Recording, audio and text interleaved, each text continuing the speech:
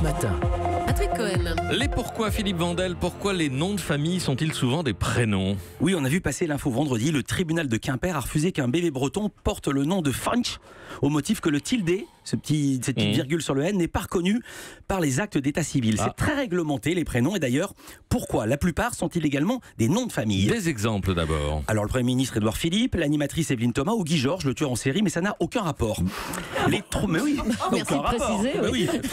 Il y a Bruce Toussaint. Vous avez raison, exactement, il y en a, on peut en trouver plein.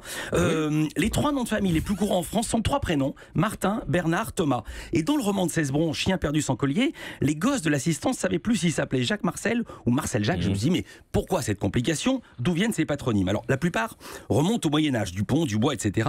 Mais aussi certains prénoms, mais il y a plus. À la fin de l'Ancien Régime, sous Louis XVI, on comptait de 5 à 7 000 enfants abandonnés chaque année.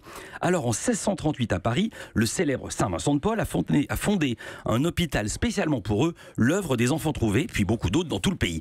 Des dizaines d'enfants arrivaient chaque jour à l'hôpital, ils savaient ni lire ni écrire, à peine parler. Et très peu connaissaient évidemment leur nom de famille. Et il fallait leur en trouver un. Sur quels critères? Alors traditionnellement, les patronymes, ils faisaient référence à des métiers, au lieu d'origine, mais là, c'était des orphelins qui n'avaient pas de métier et qui arrivaient de nulle part. Alors on n'est pas allé chercher bien loin. Si le petit Jacques était récupéré le jour de la Saint-Benoît, on le baptisait Jacques Benoît.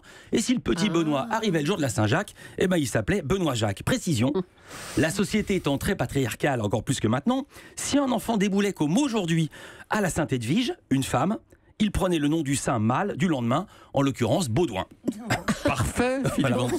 Pas de nom de Convaincu, famille Julie? féminin. Alors pourquoi non, cette histoire parce que la société était patriarcale. Eh ben voilà. Voilà, je veux le dire. Ouais, ouais. Maintenant, 9h30 Village Média, Philippe Vandel. Notre invité David Pujadas, qui était hier soir face au président Macron sur TF1 avec Anne-Claire Coudray et Gilles Boulot. Pujadas, avec lui, on fera ce qu'on appelle un débrief. Un débrief tout à l'heure, 9h30, Philippe Vandel.